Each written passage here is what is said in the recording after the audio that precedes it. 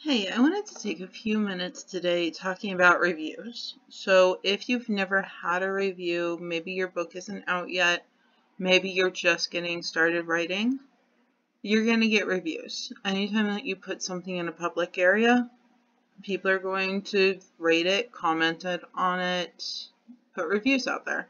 So I'm going to show you a couple types of reviews. This is just my opinion from what I've seen in the reviews that I've gotten over the years. And then I'm also going to show you in Novelcrafter kind of a trick to prepare you for some reviews. So the first type are going to be the really professional people. These are the people who have blogs out there, who maybe they're not getting paid for their reviews, maybe they are, but they point out the issues. They'll let you know, hey, there's pacing issues. They can admit when it's not their typical genre. You know, they're like, hey, I don't normally read sci-fi, but I did this time and I'm glad that I did. Or, hey, I don't normally read sci-fi. I still don't really like the genre, but I'm not going to hold it against the author, and that's not part of my rating. That's always really nice and really professional. These are the kind of people who won't give away spoilers typically. I have had that happen, and I've emailed them and they changed the review, which I was really appreciative of, because the one character was wearing a mask for the first 40% of the book, and then they gave away the spoiler of who he was. Yes, it was easy to figure out, but it was still a major spoiler that didn't need to be in the review, and it ruined the reading experience for some people, knowing who he was ahead of time. These first type don't take a book that they know they'll hate. So if you say you absolutely hate certain authors' books, you can't stand their writing, you can't get into them, you're not going to take a book from them. You're not going to take a book and be like, yes, I will review this book and give my honest feedback, because you've never liked a book from them. So why would your 30th time trying a book be any different? They're not going to suddenly change their writing style. If you absolutely hate how they write, then it's not going to be any different now. So you're not going to take that book. The second type is going to be your typical reader, your typical Goodreads, Amazon, those kind of readers. They're going to have their personal feelings. They're going to gush about it. They're going to say, oh my God, the chemistry was so good, or wow, I did not see that twist coming.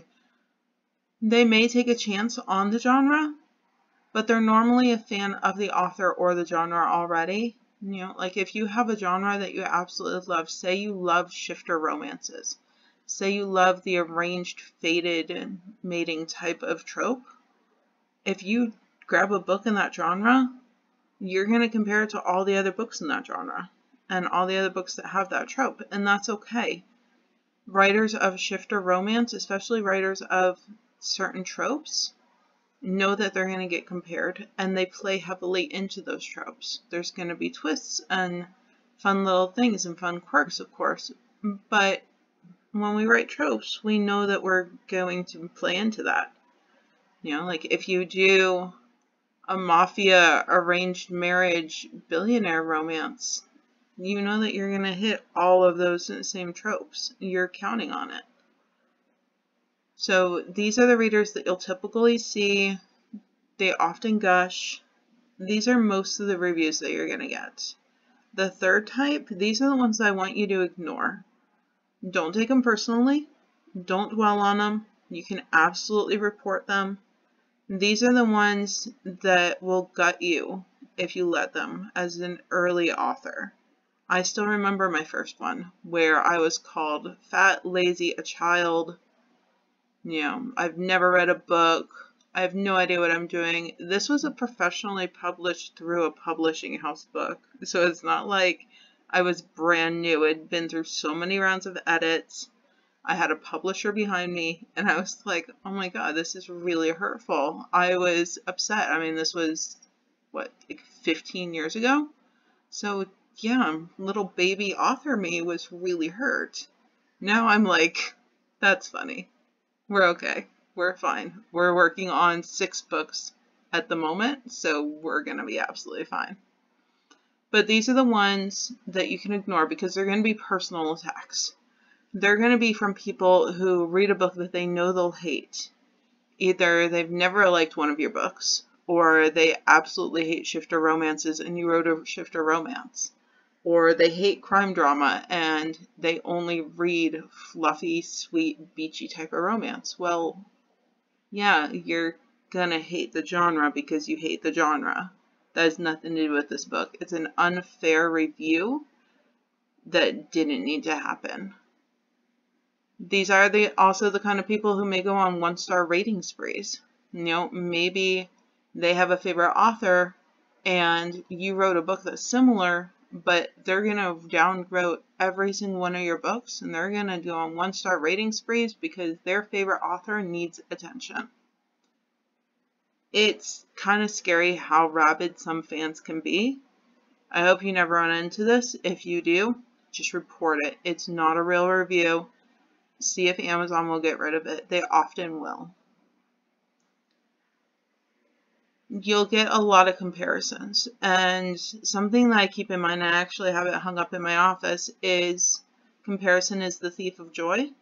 I'm sure you've heard it before. But just because another author wrote a similar book and they're doing amazing and maybe yours needs some more reviews, that doesn't mean anything. It means, hey, they're doing something, you're doing something, there's plenty of books, there's plenty of money out there, there's plenty of readers, you're going to be okay. So just try not to compare yourself to other people. I know it's really hard. It's something that I do too. It's something that I struggle with sometimes. If the review is simply, this other author wrote a book that's just like this and this one's trash and you should go read that one, that's not a review of your work. That's their opinion trying to get people to buy their friend's book. Or sometimes it's actually them reading or just leaving reviews on other people's books. I've seen it happen. It's a horrible author strategy. I hate that people do this because they shouldn't have to put other people down so that they can feel better. But if you get a review like that, just report it. Ignore it. It's going to be okay. Focus on the first and the second types. See if there's anything in there that you can use to improve your writing. This book is done. Unless they point out something that's absolutely like, oh my god, I switched character names halfway through, that I will absolutely go back and fix. And be like, hey, updated, this is fixed. Or if there's a consent issue that's pointed out, absolutely go back and fix it if you didn't intend to have it in the book. If you have dubcon, that's okay. If you intended to have dubcon, perfectly fine. But if somebody points out dubcon and then you're like, holy crap, I didn't actually mean to have that in this book, you may want to go back and look at it. So, or you may just want to put a trigger warning on it. If you're like, hey, the book's what it is, just put a trigger warning in the little bio, in the description. Yeah. So, first and second type, take what they say, see if it actually applies, see if you want to use it. Third type, don't even pay it attention. Report it, ignore it, whatever you need to do. Most 1-star reviews are that kind of third type. If somebody doesn't even finish your book, my personal opinion is that they don't get to review it. They will still review it. But if you didn't bother to finish the book, if you DNF'd it 20% in, and then, fine. I would prefer that people who actually read the book review it. If you read the book and you absolutely hate it and you're like, oh my god, there's so many issues, and you leave a 1-star review and then you tell me all the issues, cool. I really appreciate that. I should have caught those. I generally don't get 1-star reviews like that though. I generally get the 1-star reviews of, oh my god, I hate this type of book. Well, why did you read it? Or, oh my god, I can't stand the name. I hate the name Christopher. I will never read a book with the name Christopher in it. It's in the freaking blurb. You could have seen that. You could have decided. And I have had those reviews where it's a 1-star because of the character's name. And you're like, the what the crap? The why are we doing this? And then, yeah, just report it to Amazon. It generally gets taken down because it's not a real review. So the other thing that I wanted to show you is that you can actually ask the AI for reviews so that you can see kind of what to expect.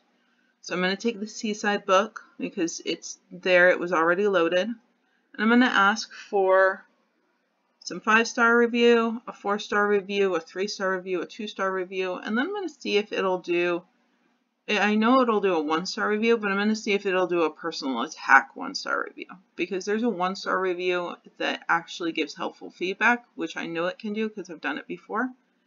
And then there's the personal attack 1-star review that we would just get rid of. I want you prepared for those reviews. And I want you to be like, okay, you know what? This is absolutely fine. Because when those reviews start coming in and it's a 2-star review or it's a 3-star review, I don't want you to get discouraged. I don't want you to be like, hey, I'm wasting my time. I shouldn't even do this. Because no, it's somebody's opinion. Maybe there's useful tidbits in there. Like maybe your endings need to be stronger. Maybe you did switch POVs halfway through and that's something that you can go back and fix. Maybe, you forgot to take something out that you're like, hey, I didn't realize that this made it to the final. That's okay, mistakes happen. But I don't want you to feel like you have to stop writing or like what you're doing is a waste of time, because it's absolutely not. You need to be writing. You're here because you want to write. So keep that in mind. We're going to look at some reviews and it's all going to be okay. So we're just going to go right over here to Novelcrafter. This is just the Seaside book. I'm going to go chat with scene, new chat. I'm going to take the context and do the full novel. I'm going to clear this section.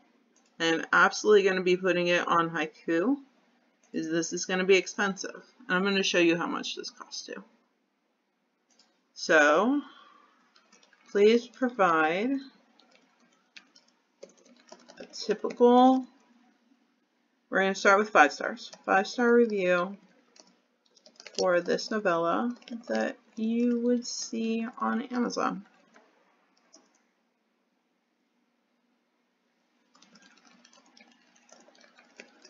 Be critical. I don't want it to give me just fluffy. I want to see what people would say, at least according to the AI.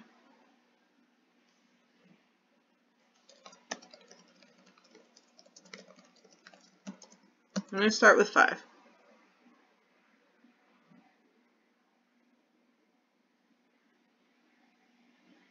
See?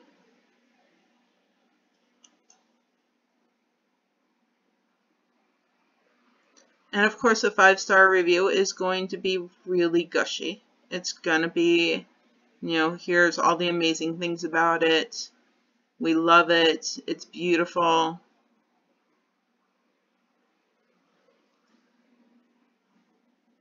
Now, a lot of this goes back to the strengths and weaknesses that we've already talked about in editing.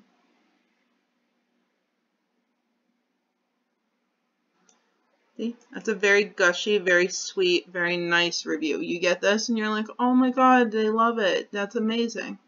Yes, they do. But let's get a 4-star now.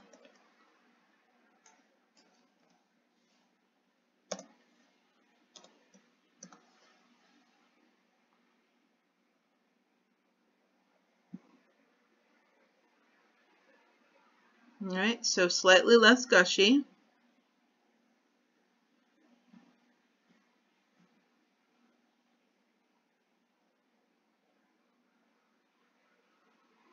See, and then we start getting some of the critical. Still hung up on the vivid and immersive setting, and that's fine.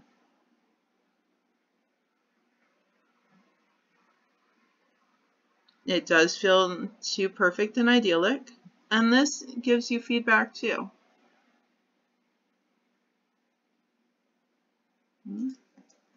So let's look at a 3-star review.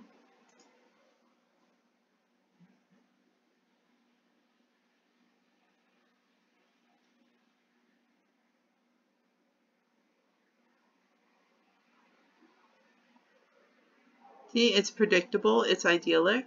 We know this. We've already seen that.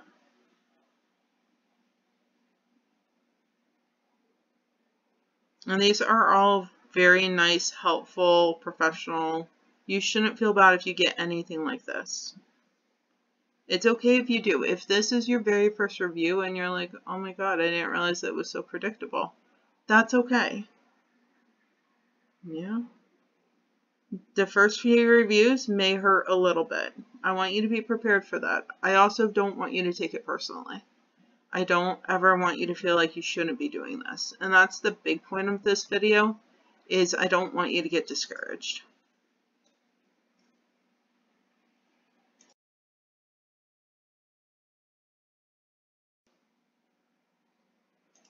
So now we're going to do a 2-star.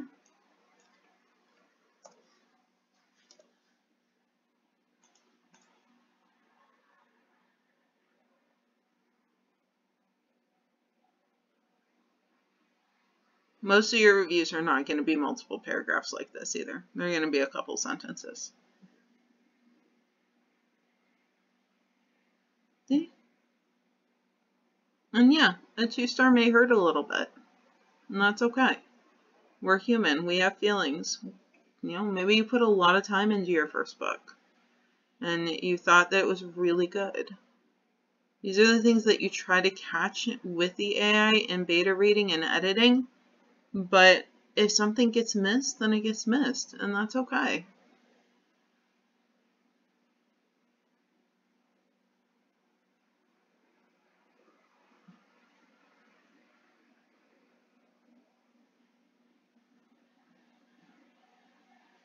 See?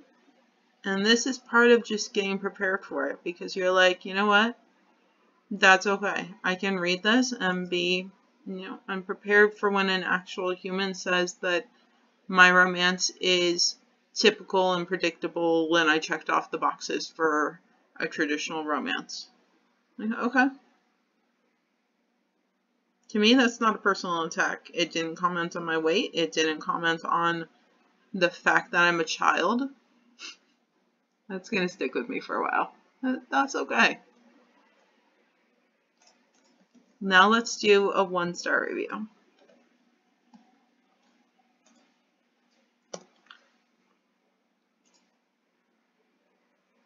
After this, I'm going to ask it to be mean. So here's your 1-star review.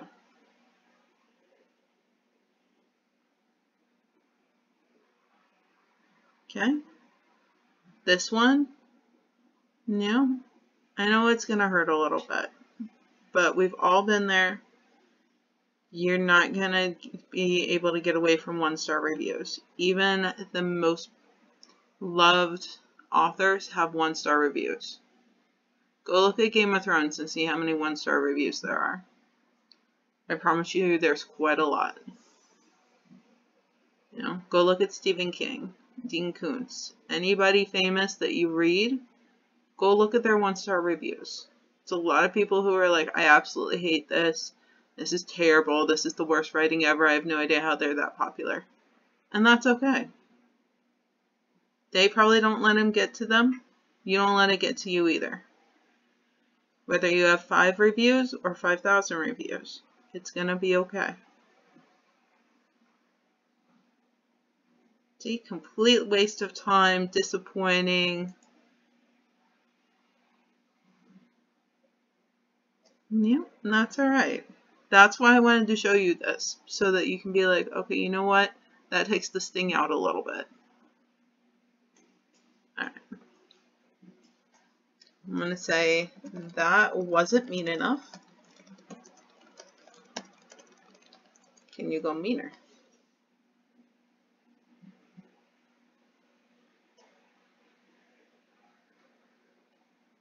What is this even? Oh, it jumped to a different one.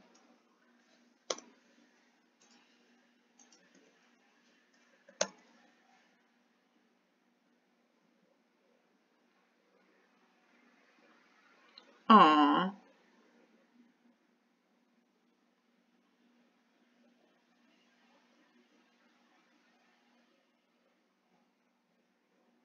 See, and this is where the AI differs from an actual human, because humans don't agree with this. Humans will go out and be like, this is trash. The author is trash.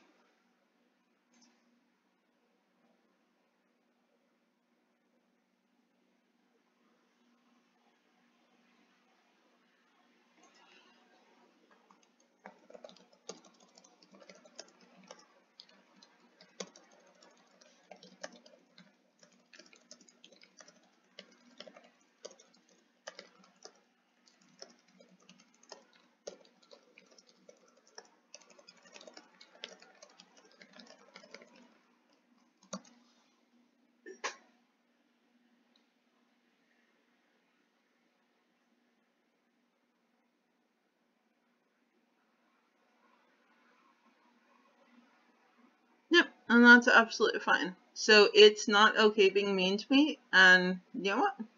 It's nice to have somebody in your life who doesn't want to hurt you. And if that's the AI, and you just need a friend, okay. You can also reach out too.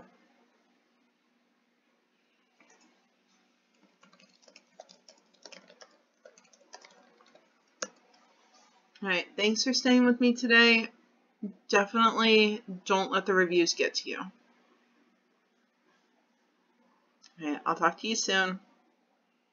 Everybody have fun, okay?